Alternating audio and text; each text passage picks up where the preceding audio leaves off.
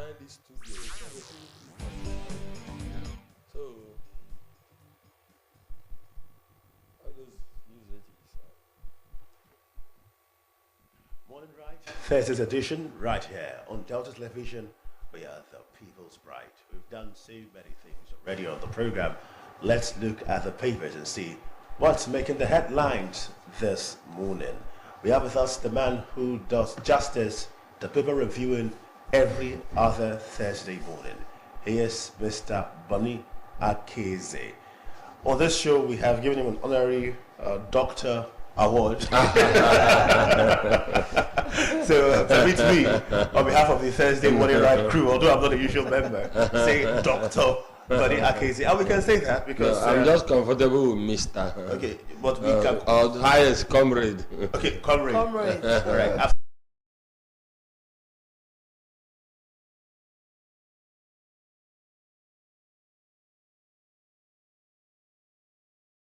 This and many more you can get on the Nigerian Tribune newspaper. All right, next one is the Vanguard newspaper. For want of time, we'll just take a few stories. On the Vanguard newspaper, experts warn of dangers as Tinubu jacks up trillion naira. At the top strip, Lagos Assembly crisis. Miranda survives as Tinubu fails to meet GAC team. On page 21. On page 8, some estranged ECOWAS members may opt to return. Coming from the presidency. Some of the stories right here on the Vanguard newspaper. I'll take two more. Petrol ex-depot price drops by 2.7% to 895 naira per litre. That's on page 19. And at the downstrip of the Vanguard newspaper, we still have more stories. 5 years on, poor funding, capacity hobble, Ametokun's mandate in Southwest. At the bottom there, we have Tinubu OK's 65 years retirement age for health workers. Okay. Another story here says FGI's diversification, infrastructure, security in 4.53 trillion naira review of the 2025 budget. This story here says PDP trustees move meeting to hotel over security concerns. This and many more you can get on the Guardian newspaper. Let's check out the Daily Independent newspaper this morning. The Daily Independent newspaper, PDP crisis. BOT backs governors, recognizes Udo Okoye as party scribe. The writer says support March 13 for P from 49.7 trillion naira to 54.2 trillion naira. The writer says departs for France ahead of AU summit in Addis Ababa. We'll just take those two stories on the Daily Independent newspaper, so we'll look at our next one. But then let's look at more stories. Okay, we're done. Let's get back to the studio and see our analyst who refused to be called a doctor as we... Comrade Bonny Akeze, once again, welcome to the program. Thank you, my brother. I started a very sad note. How 17 children died, 16 injured in Zamfara school fire. That's on the Daily Trust newspaper. And such catastrophes we do not want to experience again in the Federal Republic of Nigeria. When one dies, we should not normalize. Because it looks like that has been the way things have been going. 5 died, 6 died. And it just looks like numbers now than actual people. So may their souls rest in perfect peace. Amen. By 4.52 trillion naira. That has been all around the papers today. If we check out more on the Daily Independent, Tinubu jacks up 2025 budget from 49 to 7 trillion naira. Okay, from 49.7 trillion naira to 54.2 trillion naira. We have more still on several papers this morning. But let's go with this. Is it okay, the raising of the budget? You think it's about the financial, the state of the naira? Matter of fact, it has been going low and things are getting more expensive. Could that be a factor that has influenced Tinubu raising the budget? Appropriation bill is still lying before the National Assembly. Yes. So it has not been passed. So if the executive feels there's an amendment that could be made into the constitution, yes, into the bill to carry out the appropriation. I am, what do you call it? The appropriation from proposal as from the executive, the bill is a proposal, and it has to go through the crucibles of the consideration of the past.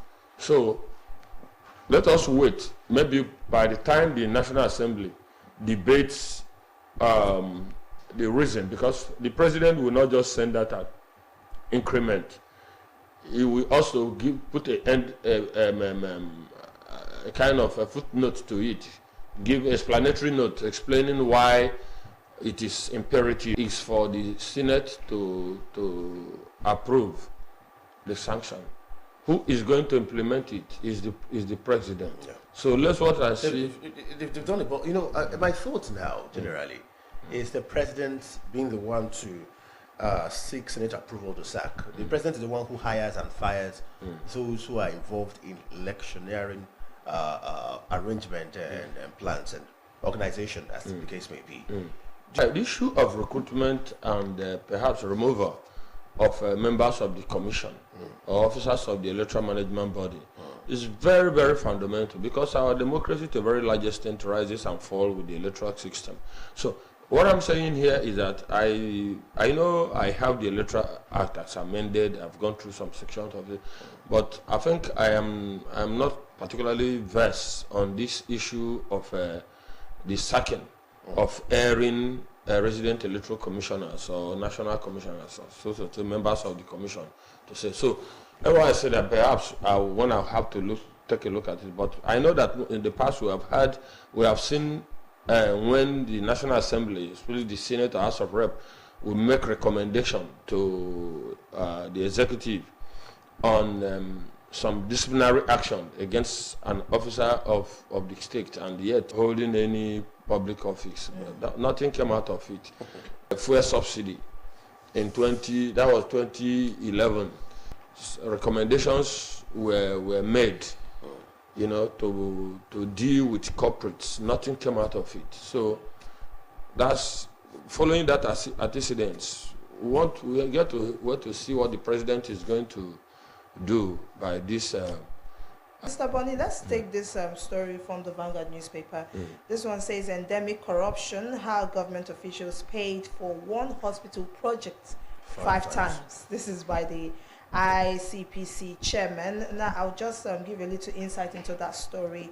It says the chairman of the Independent Corrupt Practices and Other Related Offences Commission, Dr. Musa Ali Hussan, on Wednesday narrated how one hospital project was paid for 100% by government officials 5 times without building the hospital. Now, the writer to that story says, name his wife, son, and son-in-laws were listed on the payroll. And another side of the story also said, active in addressing the phenomenon. It's a phenomenon that is with us, that is become a culture. It has been entrenched as a culture because we are not addressing it the way it should be addressed. We seem to just be doing cosmetic, you know, dressing of the whole thing. You see, when I hear not the stories of corrupt practices, but the way people respond, I can see. I felt the way you stressed, you know, it when you were reading out this thing, showing that. That was stressing.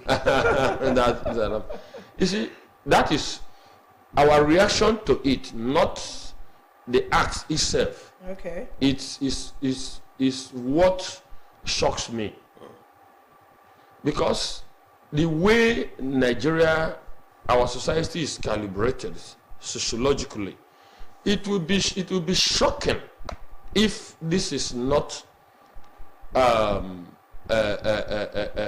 what we should be experiencing. You know, you don't sow a nosus. Not possible. What is happening has become the norm. And that is why, you know, off the camera, I was saying that I have, responding to the last section on this stage, I was saying that I have had opportunity to speak at 2 different fora, and I stressed on this thing that this narrative of once we speak about culture, we talk about dance, music and dance. And when we talk about creative talents, we talk about stand-up comedy and dramatic arts. And it's crazy. These are wrong, very, very wrong narratives. I remember the time I had an engagement with some of my colleagues in the culture and tourism sector of the state, that the Honorable Commissioner during that time of His Excellency Governor Manuel Duan, I think that was the person of the veteran actor. Yes, RMD. And I said, fine, it is good to target dramatic arts and entertainment talents. We need to prioritize human capacity in every field. It is only on government, public officials. Even in town unions, there is corruption. Even in cooperative society, where people pool resources together. Cooperative society is a kind of instrument for a solidarity economy. You know, where people pool resources together to help themselves. You see corruption. You see the funds. So anywhere there's a pool of fund in Nigeria, it is a booty to be shared. Look at our leadership recruitment process. Even why is it favoritism? Why is it based on nepotism? It's because it is an access to economic advantage. So the service angle to it is lost completely. So the economic next, for that matter, what will you see? So until we begin to address the issue of service, it is not everybody. Leadership is not for everybody. People have vocations and vocations in life. That is what they call their life calling. It is in Nigeria you will see somebody that has never had the trace of selflessness, but because his father, his mother, or his godfather or anybody is NLC chapters TUC reject highway billing. Just in a minute, what are your thoughts about that? Highway billing? Yeah, highway billing. Highway tolling, rather. Okay, You see, well, what we are going to, I think we have answered this question. Was it on this set or somewhere else, that the issue of return of toll gates?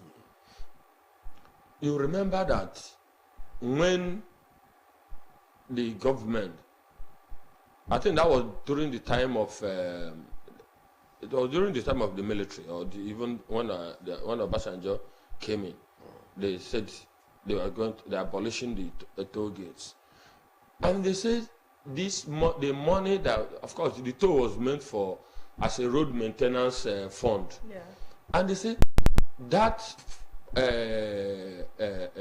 funding has been transferred to petroleum pricing, pump price.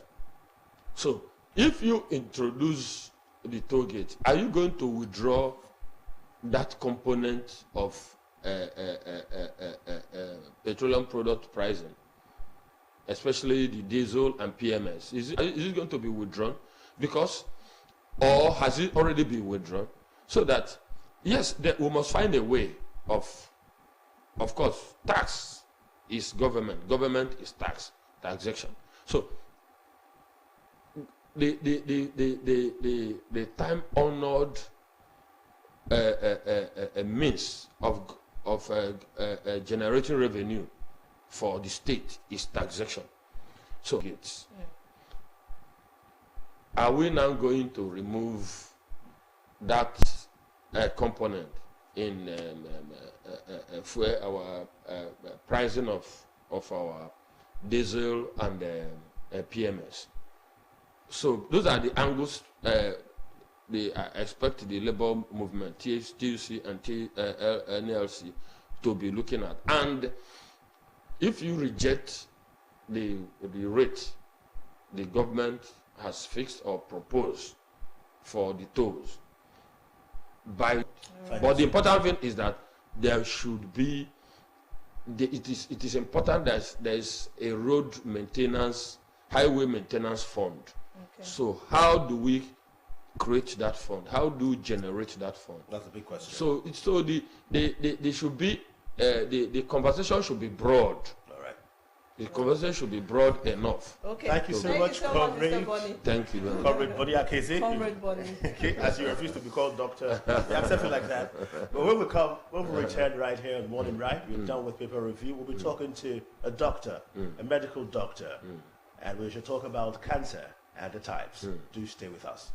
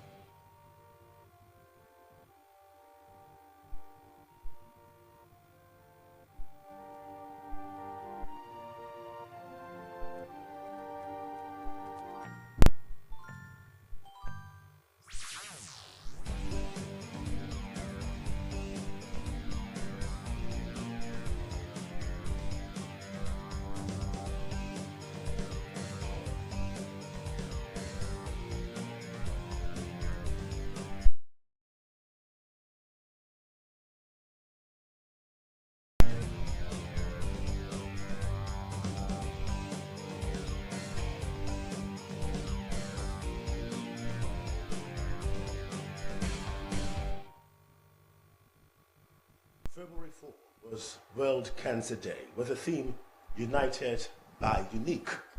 Well, totality right here with us, and we shall talk about cancer prevention and types. She's one who is not a stranger on the show. This is her first time, and she will do well to help us out, talk about cancer. Balance, Oyibo disease. Looks like something that happens to all those white people. Looks like something that happens to all those white people that we see during the movies where they shave their hairs and we feel sorry about them.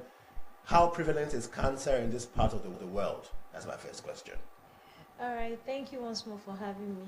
Cancer is very real, but the truth about us in this part of the world is that we when we find out about illness, we are in a denial stage. First of all, we go to churches, go to different places before we get to the medical care. So that's why you don't catch them at the early stages. Okay. And even if you tell them at the early stages that this is looking like cancer, you find out that they disappear from the hospital. They don't get to come for you to treat it. It's not when it is stage 4 and it has spread out.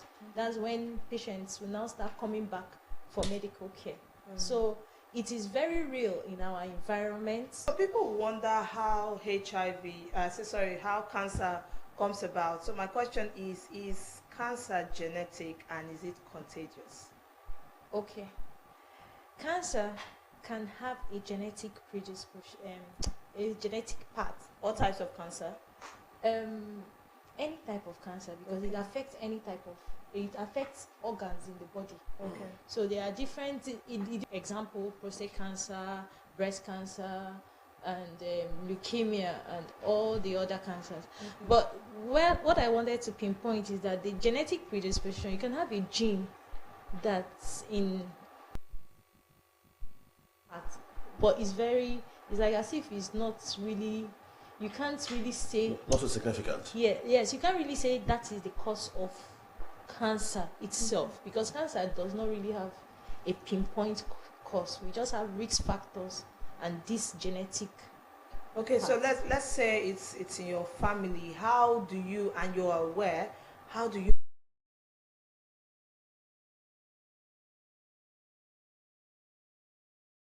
Ones you can modify: smoking, alcohol, avoiding exposure to different radiations, and then you have obesity, sedentary lifestyles, then unhealthy and abnormal eating habits, eating junks, a lot of junks that can lead to it maybe or maybe not. So these are the things you should modify with respect to your lifestyle behavior. Even unprotected sex, like last year there was human papilloma vaccines that were going on for young children. So exposures to sexual habits, unprotected sexual habits, can lead you to get So we're talking about prevention now, and you mentioned alcohol. I remembered recent research done by U.S. Surgeon General Vivek Murthy. He was talking about how alcohol is linked to cancer. Matter of fact, he was even advising that just like they do on cigarettes, where they say smokers are liable to die young, you say alcohol is liable to give you cancer, which will kill you, something of that sort. How critical is alcohol and how it connects to cancer, and what can we do to really tell people to stop alcoholic intake and cigarette intake like you just talked about? Okay, I think it's basically somebody's mindset. If you have a bad habit and you want to stop, you would definitely make up your mind to stop. But just the way cigarette is linked to lung cancer, alcohol is linked to liver. It targets the liver and affects your liver. It can bring you down to alcoholic liver disease and all that. But fortunately, in this part of the world, the more you tell people to cut down, that's the more they will do it. The more they will just tell you something must kill a man. It's the devil. And those that are the Christians will say is the devil and everything. So, is your attitude to lifestyle? You can't really come. Okay, few weeks ago, I saw a drug rep came with some medications. I'm not gonna say the names, but they told me that it's actually meant to stop, to reduce the effect of alcohol.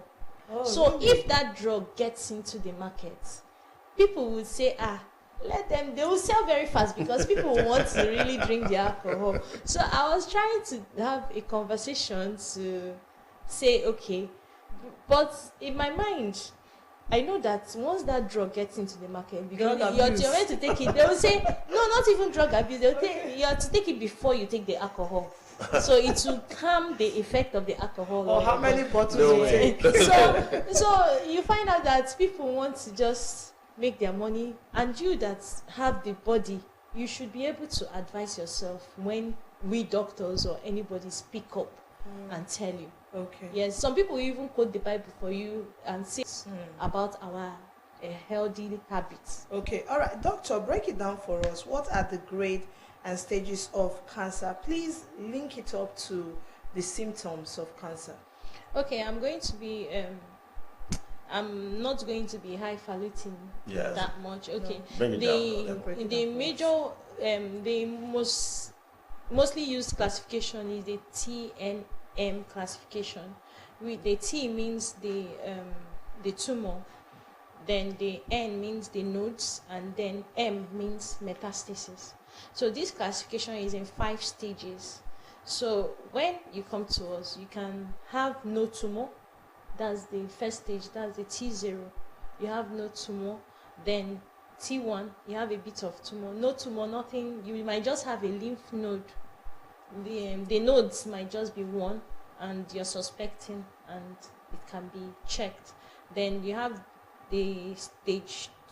Yes, the T1 is the T0 is the one. Then T2, T1, T2, T3, and T4. So at these 5 stages, is being classified based on the number of the nodes, the size, and the lymph nodes around that area. For instance, let me use a breast cancer. If somebody is having a node, sometimes they will come when you do a biopsy, you won't see anything, or when you see a scan, you won't be able to see anything. You just tell the patient, okay, hang on, let's see a bit of what happens and everything. Then as you move forward, you find out that in your axilla you might have some lymph nodes growing there, some other nodes that are there. They are lymph nodes. Lymph nodes are just a system chest, and then it affects your lungs and then takes over some organs of the body. That one is stage 5. When you see it must have you must have had excoriations around your breast, and is an open wound, or you have different changes in your body. So that is the least way I can explain it to understanding the 5 stages based on the growth of the cancer in the particular organ. So, how important is early detection in terms of cancer treatment, and what are the best methods that one can employ in detecting early? Okay, early detection for every sickness, including cancer, is very important, because when you detect early, you'll be able to plan yourself and know. There are cancer survivors. People survive cancer. It's not when you come at stage 5, you'll be expecting a miracle to happen. It doesn't go that way. Yes, miracles do happen anyway. So early detection is important, and it's specific to the type of cancer you have. Like, we can never outflood the cancer awareness. People should know, especially breast cancer, which is common in women. You find out that women that, well, to an extent, I think cancer itself a mammogram, and it was subsidized for all the women that will come and do mammogram. I bet you I can give a record of the number of people that even showed up. Even when we went outside to create awareness, to share flyers, some women in the market said it's not their portion in Jesus' name. Amen. So that's the problem that even governments will encounter. How can you want to help people that don't believe that they can be helped? Okay, Dr. Roma, let me break it down. In a country like the US, when you have cancer patients, you find out that the government has... He is basically to kind of boost immunity that fights against these cancer cells. Okay, can all cancer patients be 100% sure that the cancer, cancer survivors, can they be 100% sure that the cancer won't return again? No, you can't be 100% sure, but you just need to just watch it and keep going and keep the faith burning. Okay. Okay, before we let you go, how can stress contribute to cancer? Because there's so much in this country. People will say during the go through a lot. Stress is very, very common, prevalent. How does it add to cancer?